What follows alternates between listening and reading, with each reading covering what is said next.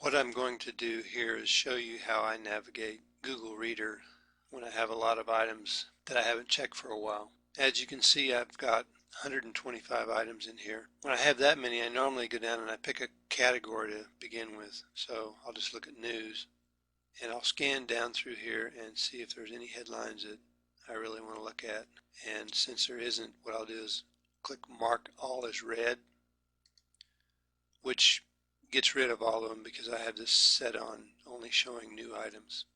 Then I'll continue, and I'm pretty up to date on basketball, so I don't need that either. Today's Sunday, so there's a lot of football stuff in here.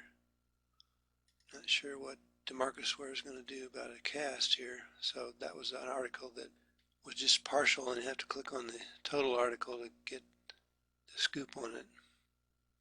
He's got a small fracture on his wrist.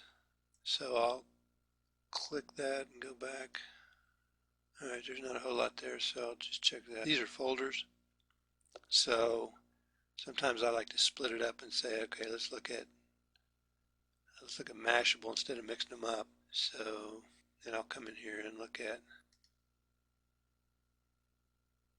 some of this stuff. Now if I see I want to look at it and it's got a bunch of stuff in there, then I don't really have time to look at it. I might star it and come back to it later in the starred items. That might be interesting, how to choose a smartphone. Yeah, okay. I come back to that, use that as a reference for another article I might do. So anyway, that's kind of how I go through this is bit by bit.